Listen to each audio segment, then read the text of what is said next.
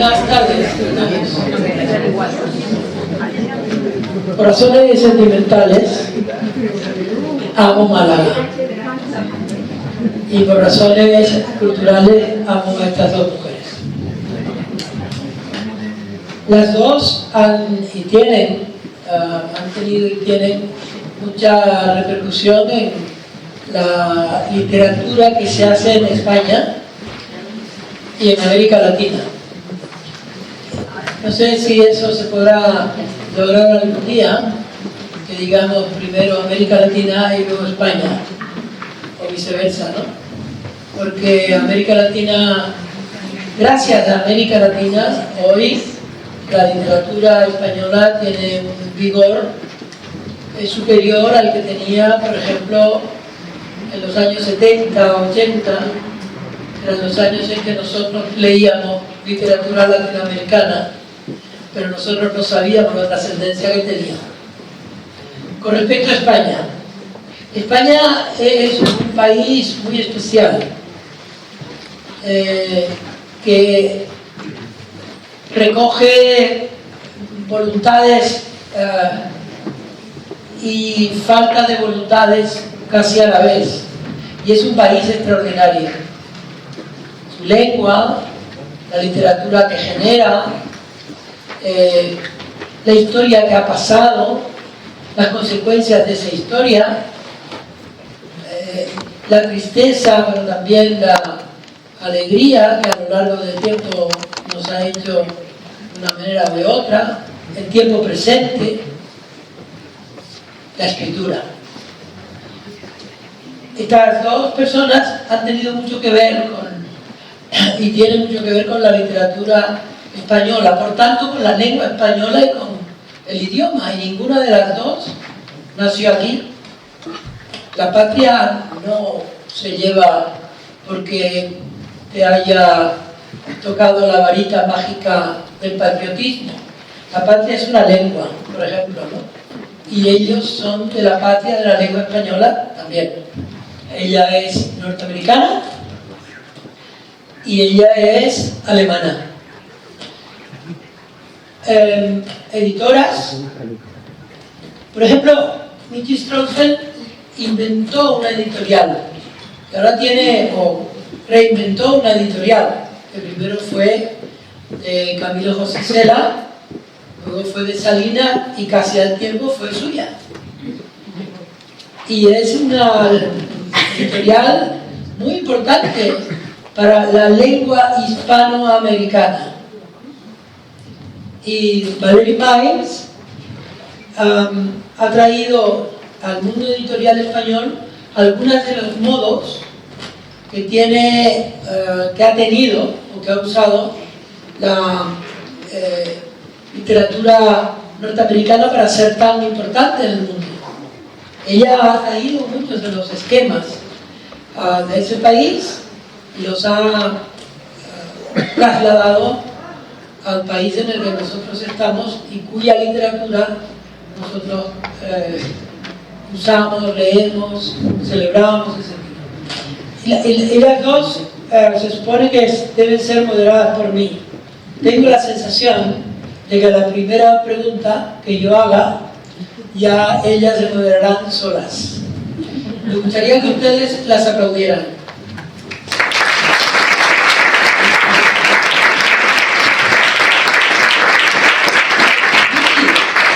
¿Qué hay de amable, es decir, de ser amado, este idioma que yo, por ejemplo, hablo?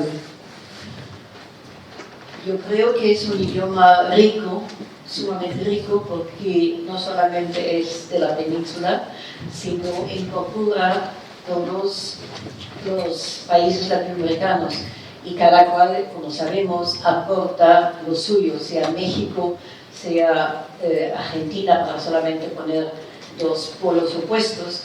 Y entonces es algo que uno nunca termina de conocer del todo, porque siempre vienen cosas nuevas. Por ejemplo, la primera vez que yo pisé América Latina fue el Perú. Entonces, yo creo que desde entonces me quedan todavía algunos peruanismos, Pero luego, al viajar más por otros países y sobre todo a leer libros de todos los países, claro, yo muchas veces con la ayuda de un diccionario importante de americanismos, entonces me hago con esta riqueza de la lengua y efectivamente la he convertido, a pesar de mi R, más o menos en una lengua casi materna. Explico. ¿Cuál es tu experiencia en el contraste de hablar como hablan los norteamericanos a hablar como hablamos los canarios, por ejemplo? Es una pregunta muy difícil. A ver, y yo quiero, antes de comentar algo que acabo de decir, quiero decir que aquí la estrella es Michi Strausfeld, yo soy el asterisco. que quede claro. Michi, la verdad es que la cantidad de tiempo que ha estado trabajando en español y la cantidad de cosas que ha hecho para no solo Alemania, sino el mundo con los escritores en español es realmente para mí lo que veo cuando digo es una carrera impresionante. Así que quede dicho. Quizás, bueno, algunas de las cosas que comenté en la introducción del la segunda selección de Grant en español, voy a comentar un poco para responder también a la primera pregunta de por qué amo tanto el español, ¿no? Bueno, solo un par de cosas, como por ejemplo, eso seguro que se sabe, pero bueno, lo repito, que Carlos V decía que cuando hablaba con mujeres, hablaba en italiano, con hombres en francés, con su caballo en alemán, pero con Dios en español. Entonces, para mí el español, no sé por qué, pero siempre ha sido un idioma que me atrajo mucho. Yo no soy de una familia hispana, o sea, no es un idioma genética ni, bueno, puede ser, pero hace varios siglos, pero es un idioma que me ha atraído mucho. Yo creo que tiene mucho que ver con también el hecho de que, por ejemplo, para hablar de la Fasciolus vulgaris. En España son judías verdes, en México ejotes, en Argentina chauchas, en Chile porotos verdes, en Perú painitas y en Colombia habichuelas. ¿Como Canarias? ¿Y en Canarias cómo son? ¿Habichuelas? ¡Habichuelas! Claro. Y de ahí viene el flamenco son vainas. De habichuelas viene el flamenco. Sí. Mira, pues además el español es el segundo idioma más rápido del mundo, detrás del japonés. ¿El español? El español, sí, por cantidad de sílabas por minuto. Cualquier persona que conoce bien Almodóvar sabe que esto es verdad. Pero yo siempre he pensado que, por ejemplo, Nabokov le gustaba decir que los vocales rusos eran como limones, que se tenía que poner como, ¿verdad? Y en inglés eran como naranjas. Y yo digo en español, son como los arieles, ¿cómo se dice? De la granada, que hay muchas y muy rápidas. Entonces, bueno,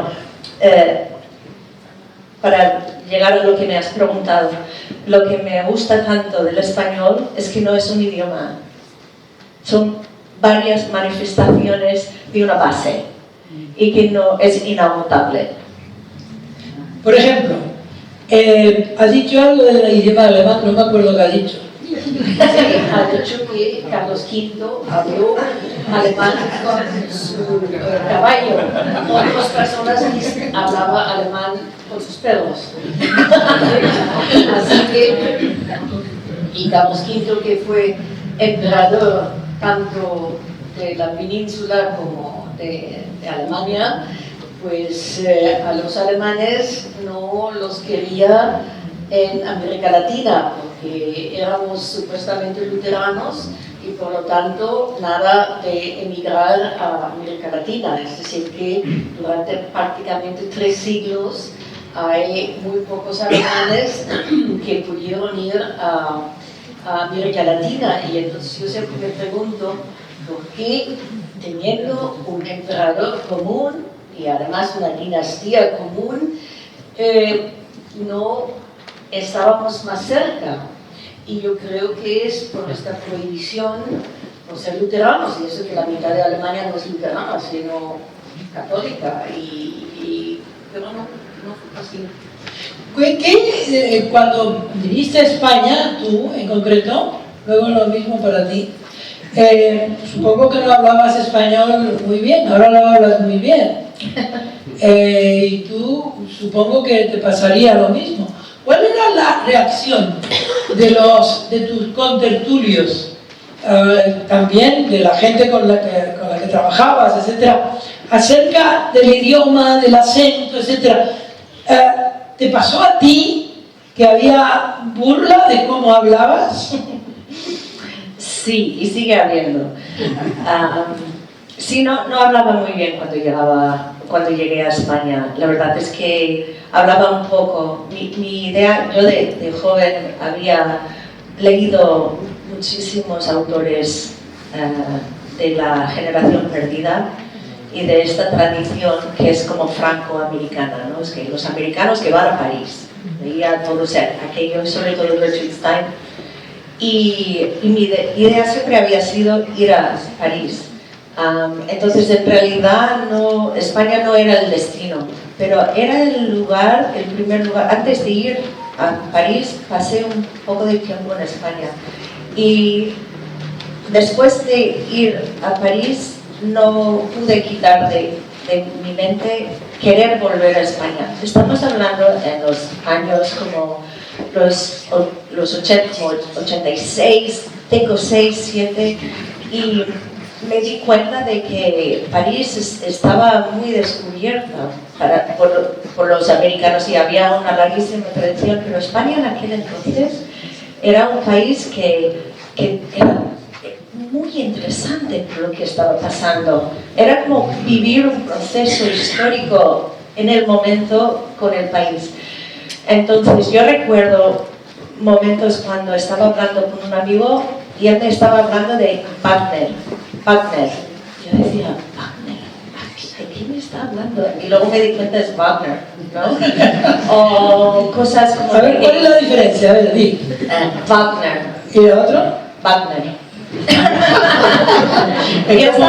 Porque claro, ¿un penalti al Madrid o un penalti al Betis? Es porque en inglés, nosotros, como inglés es un idioma, no es como el español, que se deletrea como suena. El inglés no, tiene diptongos, tiene dificultades, tiene muchísimas cosas. Entonces, los que hablamos inglés deletreamos las palabras, casi como en la imaginación. Entonces, yo estaba viendo una P. Entonces, estaba diciendo con la P en la cabeza. Lo mismo que alguien cuando me decía Iowa. No, sí, porque en Iowa. Yo decía, Iowa. Iowa. Oh.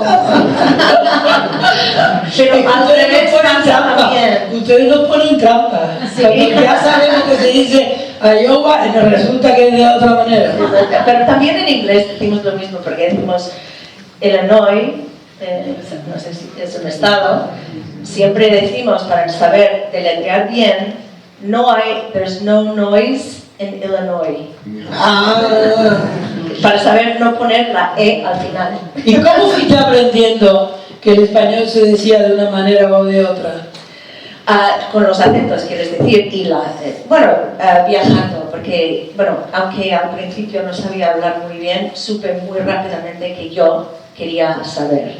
Entonces, y además quería empezar a participar. O sea, el sueño que yo tenía de poder escribir y poder formar parte de la vida literaria se iba desarrollando poco a poco, y ahí es donde me di cuenta de que yo tenía que enseñarme también a escribir, poder escribir entrevistas, escribir cosas para el periódico, porque nadie me iba traducir, ¿no? Ningún periódico iba a pagar para que alguien me tradujera. Entonces ahí es cuando me puse muy en serio para aprender. Y luego fui conociendo mejor ya cuando pasé a ser editora, sobre todo en el MC, cuando tuve que trabajar mucho con Argentina. Tú, Michi, has venido a España cuando nosotros estábamos, este país estaba aprendiendo la democracia. Entraste en una editorial muy importante, no por su fundación, sino por el momento en que ustedes la tomaron, tú y Jaime Salinas. Como Jaime. Jaime, sí, pero te quiero decir que ya es como un dúo, ¿no? Sí. Lo que ha pasado. Lo que me pregunto es que, ¿cómo era esa España que empezaba a interpretar, hablando, la democracia? Fascinante, pero yo llegué un poquito antes, yo llegué a España en el 68 y vi los últimos escritores de la dictadura vivía en Barcelona y trabajaba en Barral Editores como derechos de autor, porque sabía lenguas. Y entonces estos años fueron ya muy interesantes, pero con la democracia había como una explosión de todo. En fin, yo lo vivía muy intensamente, estaba fascinada, recuerdo perfectamente el día de la muerte del dictador, cuando todos teníamos ya desde hace días el cava bien frío y entonces en la mañana siguiente los cubos de basura tenían muchas botellas, etc. Así que lo viví muy intensamente y digamos, Alemania, como dije antes, con España nunca ha tenido muchos vínculos. Los escritores románticos alemanes que todos se interesaban sobre todo por Andalucía, pero nadie puso el Pirineo. El primer autor importante que puso los Pirineos fue Rainer Maria Rilke, que llegó hasta Ronda. Pero los románticos alemanes sí, en fin, traducían y se interesaban, pero era un amor de lejanía. Y por lo de la dictadura, los importantes escritores postguerra, post-Segunda Guerra Mundial, no querían saber nada de España porque era dictadura, ya de esto habíamos tenido la nuestra y basta.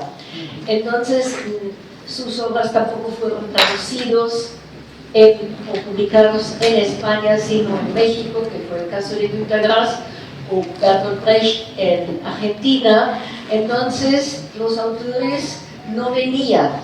Y en el momento de la democracia, todos querían saber, todos querían venir, y había un desfile constante de gente que entonces preguntaba. Y esto tenía repercusiones también en las universidades alemanas, porque el hispanismo era la hermana pequeña de la romanística.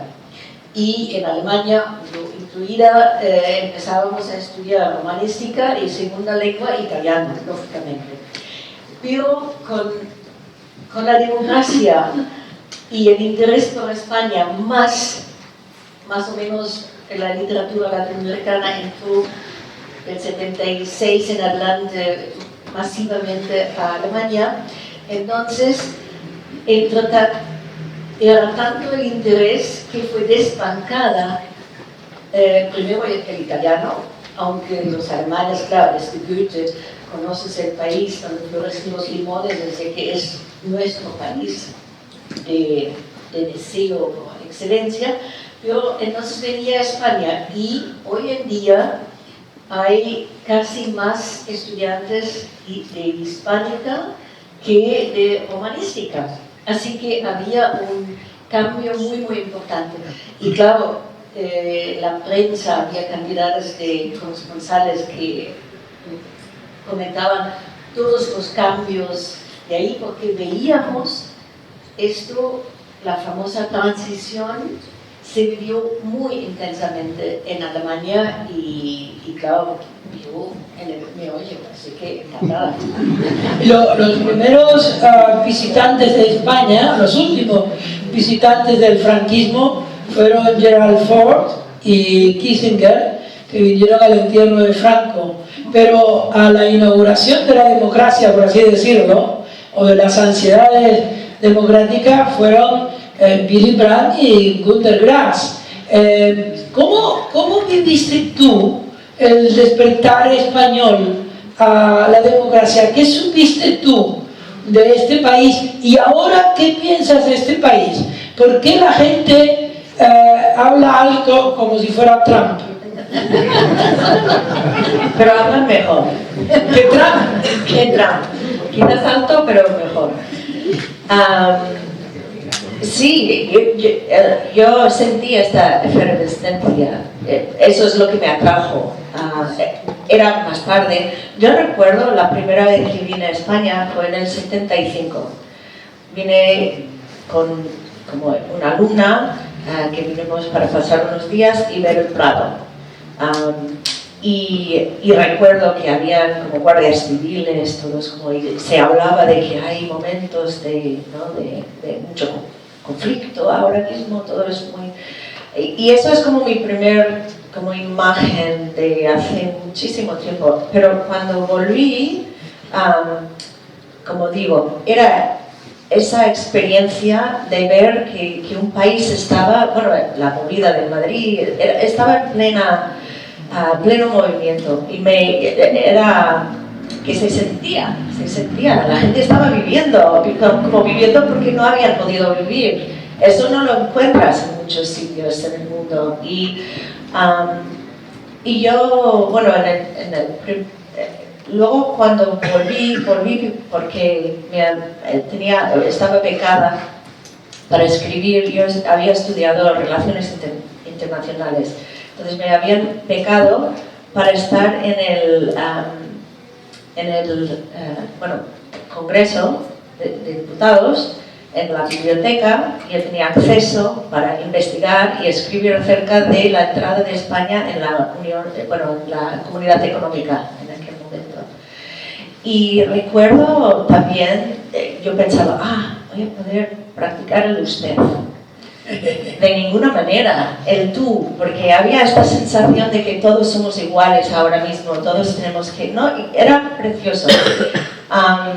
Y esta época, bueno... Tú sabes que no se dice usted, se dice usted de vosotros.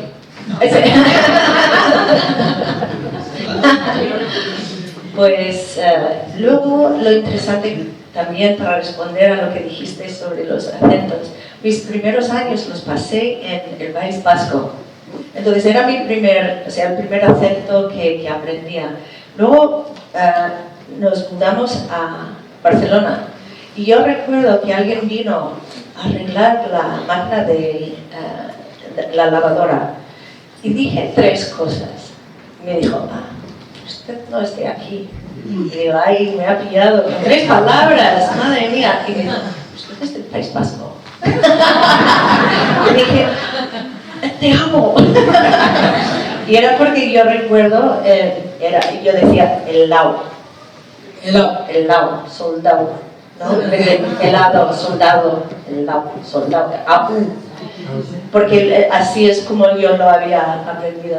Recuerdo un pequeño viaje con un amigo que íbamos en coche y él estaba como medio dormido y mira, y había como un ciervo cruzando Corfo y dice, uy, escopeta tener. Sí, no puede ser más vasco que eso, ¿no? Pero luego en Cataluña, luego vuelvo al País Vasco y me dicen, tienes un acento catalán, ¿no? Yo no lo noto, pero claro, imitamos la gente que escuchamos todos los días. ¿Oías a muchos latinoamericanos entonces? Eso vino más tarde, cuando, como decía, entré en MC y era como mi entrada en el mundo, primero argentino y luego muchos otros. Enseguida volvemos a América Latina, pero tú fuiste testigo, ¿se dice testigo o testiga? En alemán, ¿cómo se diría? Existe el masculino y el femenino. Ah, bueno, pero son más hábiles que nosotros. Lo que sí me gustaría es que tú contaras esa relación que fue muy amistosa e incluso de enorme empatía entre la socialdemocracia alemana y España.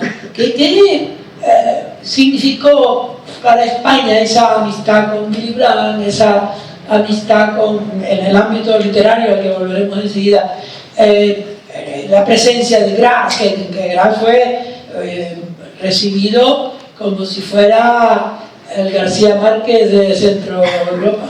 Bueno, se parecían bastante. Y El tambor de hojalata y 100 años de soledad son dos novelas capitales y efectivamente crean un mundo que muy pocos escritores han sido capaces de creer. Bueno, Willy Brandt ya estaba en Barcelona en la Guerra Civil, es decir, que él vino y luchó en el Frente Republicano, lógicamente, y era claro que él tenía mucha simpatía por este país que se quitaba la dictadura y Kohl a continuación, aunque de otro bando, pero tenía también un vínculo muy muy estrecho con, sobre todo con Felipe González, que se llevaron bien, y esto fue muy importante porque el calvario hasta que finalmente la Unión Europea aceptaba a España y Portugal para entrar al mercado común, lo hemos comentado. Yo tenía muchos amigos periodistas que lo vivían diariamente y estábamos siempre indignados que otra vez un problemita que había que hacer hasta que finalmente la mesa imponente y se firma el contrato. Eso fue otro momento estelar, digamos. ¿A ti personalmente te emocionó ese momento? Por supuesto, yo pensaba que por fin somos Europa y España tenía que aportar al debate europeo sus ideas, y con Felipe González entraron muchas ideas españolas en el debate político europeo de Bruselas. Y claro, yo pienso, bueno, mi tarea, así como yo la entiendo, es crear puentes de entendimiento y eliminar fronteras. Así que, de la misma manera como me gusta mucho más definirme como europea que como alemana o lo que sea, porque este es nuestro futuro y es un futuro común, y si somos sensatos en este momento tal como va el mundo, entonces empleemos todas nuestras fuerzas intelectuales para fortalecer a Europa, porque si no, nos van a comer. Entre Trump y Xi, pues nos hacen una tortilla. Sí, es muy grave lo que está pasando. ¿Cómo ves tú la interpretación que está haciendo tu propio país de lo que allí ocurre en este momento? ¿Tenemos cuánto tiempo? 27 minutos. Mira, para mí ha sido muy interesante porque llevo ya más de 30 años en España, entonces he vivido muchas administraciones americanas, ¿no? Entonces recuerdo cuando ganó Trump la primera vez y Obama era como un presidente tan popular que de repente podía admitir ser estadounidense y estaba bien, ¿no? Porque antes había como con Bush y no, es como era como te representas de algún modo. Yo siempre decía, pero no lo he votado. Pero Obama nos dio un espacio, ¿no? De ahí, de decir sí, que Estados Unidos está avanzando, y gana Trump. Y yo pasé 4 días llorando porque no me lo podía creer. Y además, como tuve, en vez de sentir que la gente me iba a echar en cara el hecho de Trump, al revés me decían, no te preocupes, te queremos igual, ¿no? Como que me aceptaban, ¿no? No hubiera podido imaginar que volvería. Pero la sensación ya no es de tristeza como era la primera vez, sino de, yo creo que más bien de miedo. Y yo creo que durante algún tiempo en Estados Unidos no se ha sabido muy bien qué hacer, simplemente qué hacemos con eso, ¿no? Y están empezando a reaccionar poco a poco, porque es tan horrible lo que está pasando que yo creo que nadie, aunque lo decía, todo el mundo pensaba que lo estaba diciendo porque estaba fanfarroneando y tal, pero no, lo decía de verdad. Me gustaría que ustedes comentaran desde la perspectiva de un hecho sentimental real que ustedes quieren también a este país. ¿Cómo lo ven ustedes? ¿Cómo ven ahora España, la situación española, la conversación española? ¿Cómo la están viendo ustedes? Ruidosa, como tú has dicho. A los españoles yo creo que les gusta mucho hablar, no les gusta tanto escuchar. Y esto en una mesa es a veces un poquito problemático, pero digamos, yo creo que todos somos países europeos y afrontamos peligros semejantes, es decir, el auge aquí de Vox, el auge en Francia de Marine Le Pen, en Alemania con la AfD, que ahora dentro de 3 semanas tenemos elecciones y todo el mundo está preocupada a ver cuántos votos van a sacar estos energúmenos. Y entonces yo opto por decir, hay que ver que tenemos problemas que se asemejan mucho en los países y por lo tanto seamos inteligentes y antepongamos el bien común, sobre todo eso vale para los políticos que suelen hacerlo al revés, anteponen su propio bien al bien del país por el cual los hemos elegido. Entonces esto es muy muy importante, creo yo, y convendría recordar a los políticos que esta es su tarea, esto es su deber y esto es lo que esperamos. Así que la situación yo también la veo peligrosa, porque los jóvenes que ya no leen periódicos, sino buscan su información en TikTok, son muy manejables. Y recuerdo muy bien una conversación con Octavio Paz ahí a finales de los 80, que él decía, los políticos quieren gente inculta, porque entonces son manejables, gente que lee, piensa, y esto es más peligroso. Y claro, él estaba en contra del uso excesivo de la televisión. Es decir, que hoy en día esto nos parece casi paradisíaco en comparación con lo que tenemos.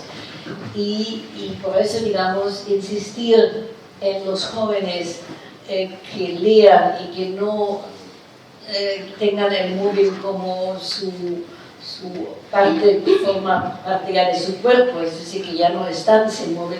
Es decir, que ahí hay una tarea, yo diría, gigantesca delante, muy importante, y si la perdemos, pues un día vamos a despertar y tenemos, bueno, locos gobernándonos como este innombrable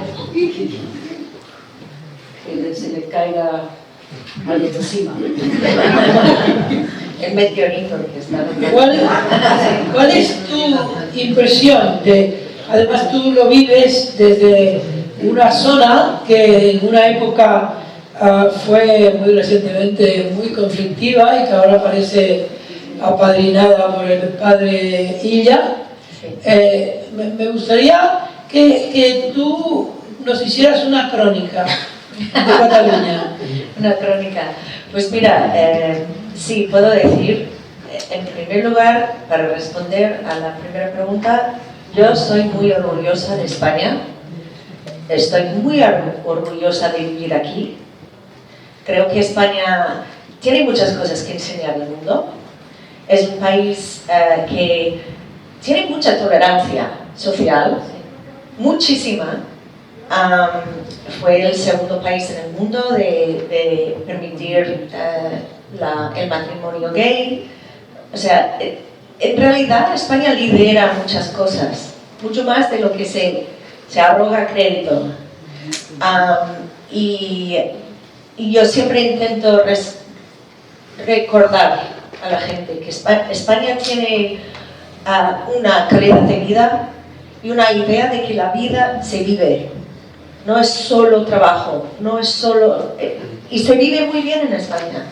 Yo pienso que vais a tener una invasión de americanos dentro de poco. Richard Gere ya es el primero, pero...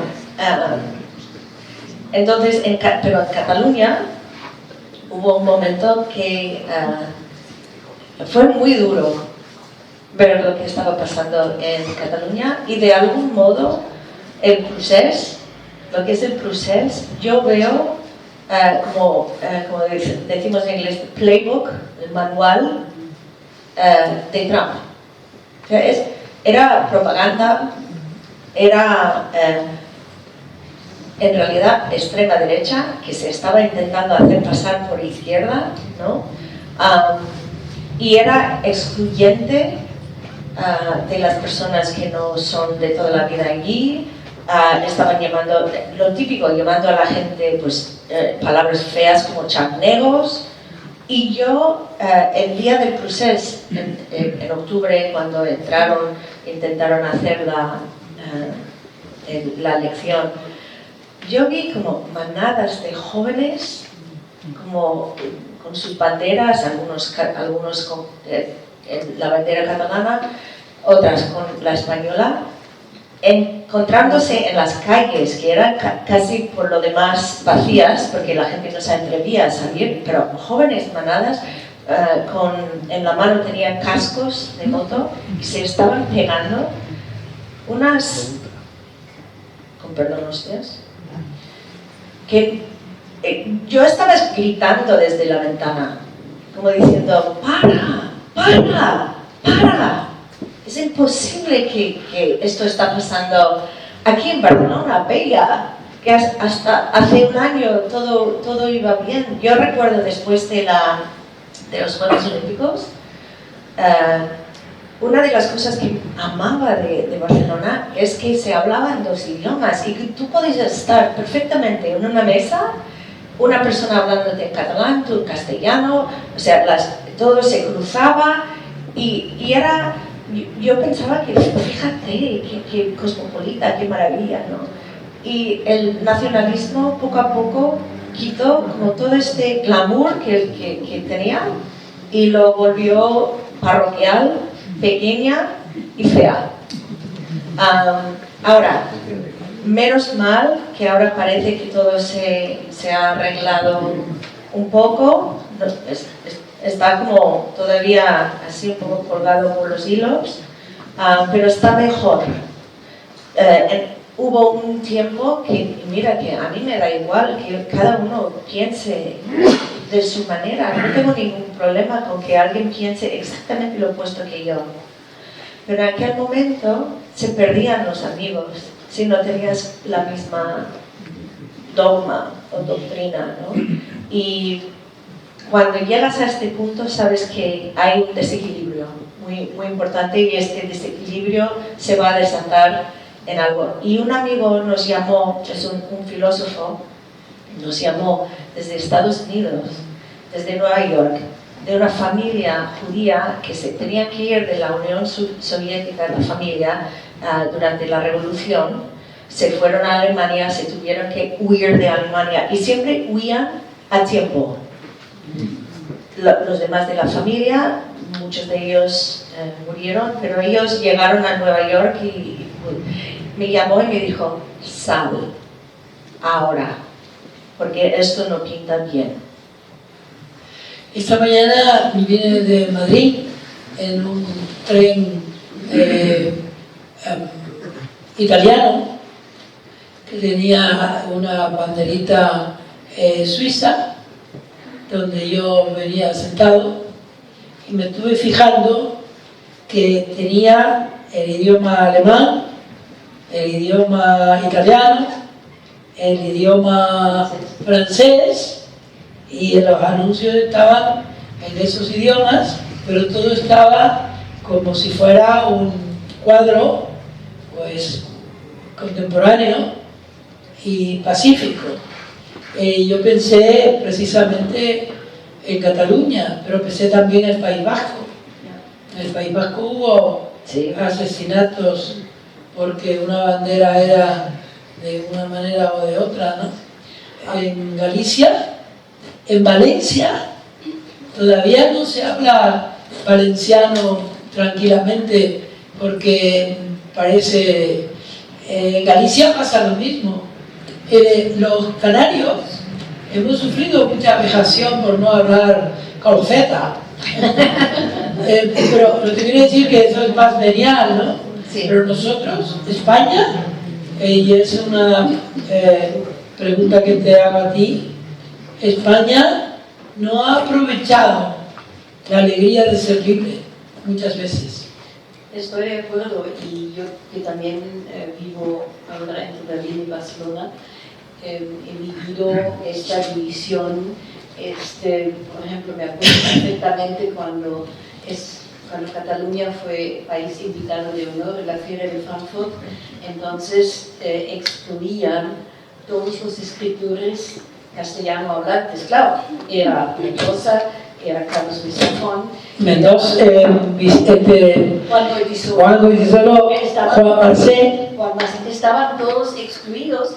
Y por supuesto yo estaba furibunda y escribía artículos tratando de decir todo lo que se me ocurría, que no era nada amable.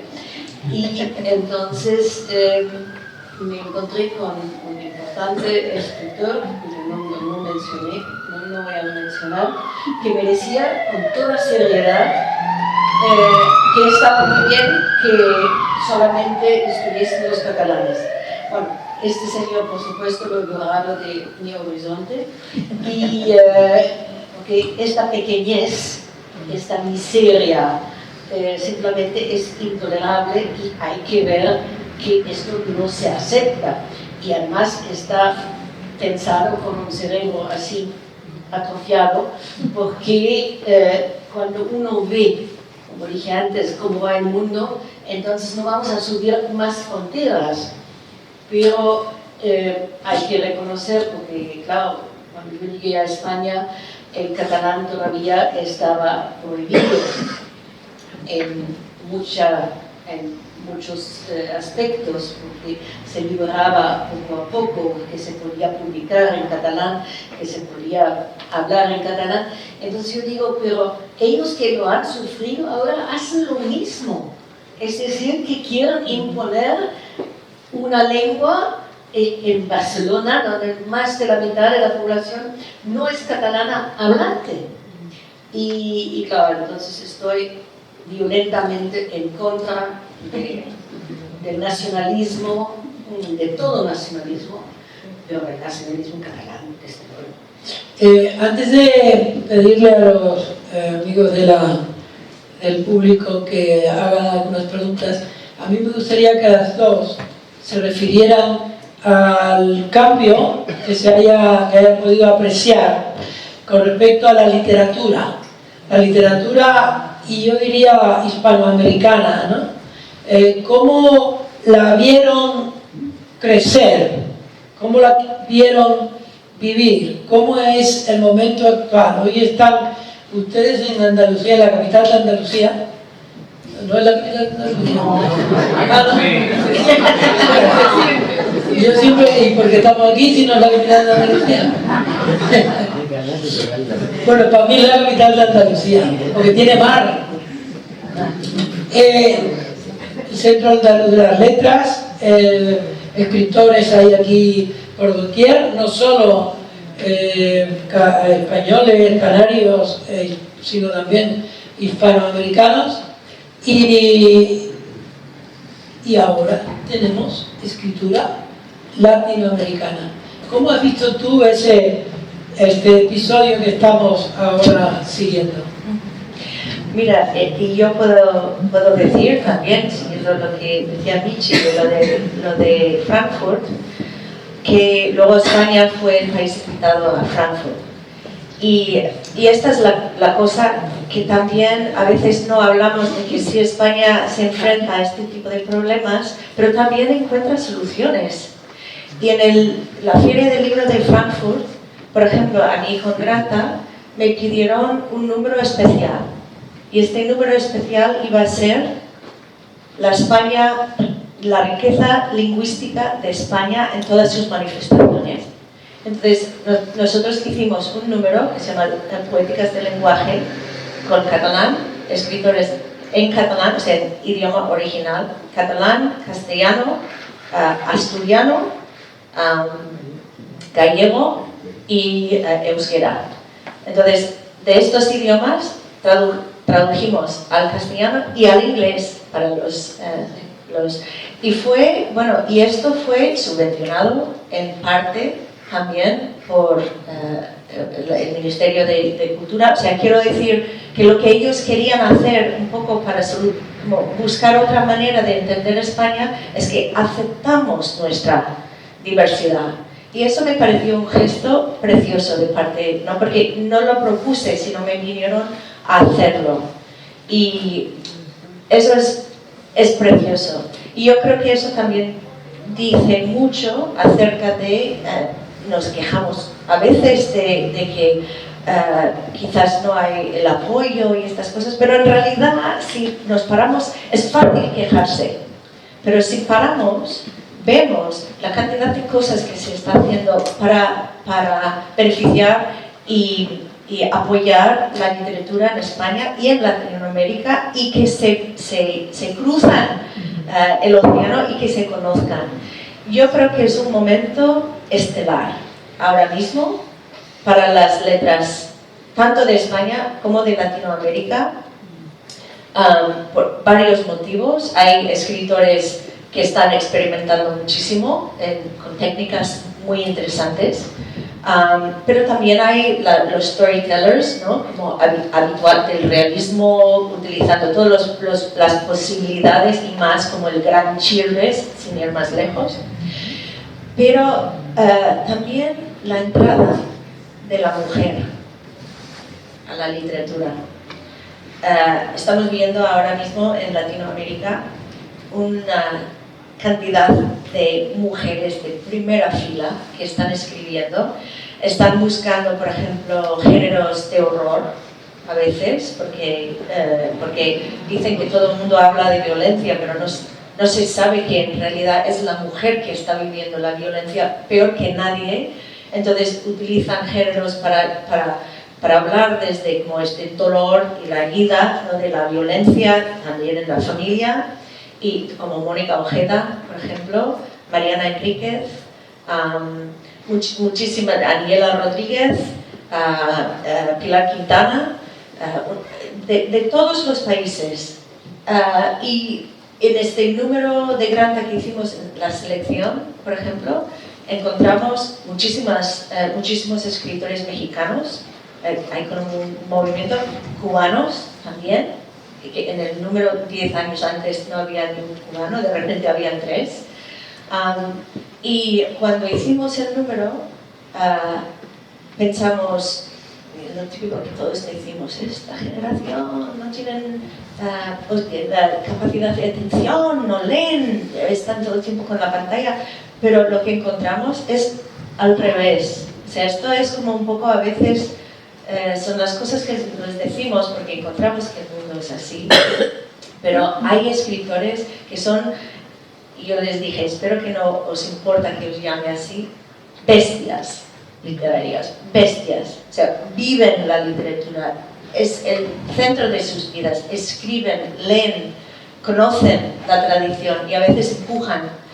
Y hay muchos escritores ahora, si miramos la traducción, en Estados Unidos, el español es ya el primer idioma del que se traduce la literatura. Y España también está muy alto, o sea, siempre se dice que son más latinoamericanos, pero no, claro, hay muchos más países latinoamericanos, pero es el primero. Hay una anécdota que espero que no les moleste que la cuente. Delibes era un chiquillo cuando ganó el premio Nadal de literatura. Sí. Y entonces fue a contarle a Pío Baroja que acababa de ganar el premio Nadal.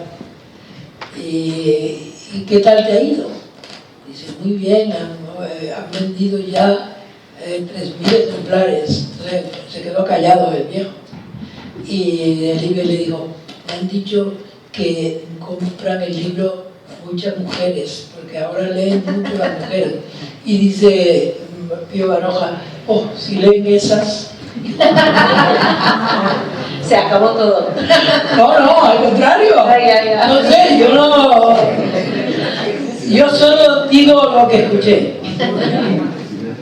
¿Cómo ves tú este periodo de la vida literaria hispanoamericana? Tú has escrito algunos libros sobre América Latina y la relación de la literatura con América Latina que son realmente emocionantes. Yo te entrevisté por uno de ellos, me parece. Yo creo que has hecho también en Alfaguara y con respecto a América un trabajo impresionante, que algún día las entidades de este país pues te premiarán con un premio a la alemana intrépida, hispano-alemana intrépida. Sí, pero más premios. Bueno, resulta que mi fascinación por América Latina no mengua porque todo es en ebullición todo el tiempo, siempre hay gente nueva, hay situaciones nuevas que se reflejan en la literatura. Estoy de acuerdo con Valerie, el auge de las mujeres que escriban es fenomenal. El famoso boom era una tertulia de hombres y ahí mujeres importantes como Elena Garro y algunas otras no podían entrar. Todo esto ha cambiado. La literatura española ha entrado con la democracia alemana, es decir, que los nuevos autores vinieron a Alemania en la década a finales de los 80 y en los 90, Eduardo Mendoza y muchos otros, digamos, de Javier Marías, por supuesto. Entonces se ampliaba la curiosidad del mundo literario a España. En contraste con Estados Unidos, el interés por América Latina y por España en cuanto a la traducción y a la literatura ha menguado mucho desde más o menos el año 2000, por poner alguna frontera, porque claro, por la unificación de Alemania de repente, al estar en el centro de Europa, nos interesaban mucho las literaturas de Polonia, Checoslovaquia, Hungría, de todos estos países que son nuestros vecinos, pero conocíamos muy poco. Luego el 9/11 ha hecho un cambio en el interés por el mundo árabe. Y, digamos, nuestro famoso canciller Kohl, que no era santo de mi devoción, viajó a Argentina en 1984, creo, y decía, América Latina, no nos tenemos que preocupar, ellos comparten nuestros valores. Bueno, 40 años después están los chinos, que ocupan todo el continente económicamente hablando y con sus créditos. Rusia hace campañas de desinformación de Russia Today que son absolutamente increíbles, y Europa, en este caso, tiene que ser Europa que se ocupe de América Latina para no perder este continente del todo. Y en cuanto a España, claro, España ya es Europa, es decir que ahí sí estamos en el mismo barco, eso es un poco la sensación, y la literatura tiene su cupo, pero no tiene ya la misma atractividad que en el 90, porque allí todo era nuevo, todo era desconocido, entonces claro, nos interesaban más. Y ahora, digamos, es una especie de normalidad, pero por supuesto yo me quejo porque digo que no es suficiente y sobre todo en cuanto a América Latina, las voces nuevas que realmente nos cuentan lo que está pasando en sus países, lo hacen los escritores, las escritoras, y si no las leemos, si no los leemos, entonces perdemos un poco el contacto, y esto es una lucha ardua y en la cual intento hacer lo poco que se puede, lo poco que yo pueda hacer, pero en este aspecto nosotros vivimos un momento más difícil en contraste con Estados Unidos, que ahora está descubriendo más de la literatura de América Latina. Es decir, que son movimientos que tienen puntos altos y puntos bajos, y no solamente en Alemania, también en Francia el interés por América Latina ha caído mucho, lo mismo vale para Italia. Es como si de repente, claro, tuviésemos otros problemas, no sé, es triste. Pero ahora pasa lo mismo con respecto a nuestra literatura española. Sí. Es decir, vamos juntos. Ahora vamos juntos. En una época no íbamos ni juntos ni separados. Bueno, había esta famosa feria de libros hace un par de años dedicado a la literatura, cuando España es invitado de honor, y yo no estaba muy contenta porque desaprovechaban una posibilidad de estrechar lazos, porque ya que tenemos el problema del lenguaje, de la lengua, hay muy pocos españoles que hablan alemán, muy pocos, no están en las editoriales ni en los periódicos. En Alemania es al revés, porque el boom de la lengua ha sido tal que ahora no hay editorial que no tenga gente que sepa español.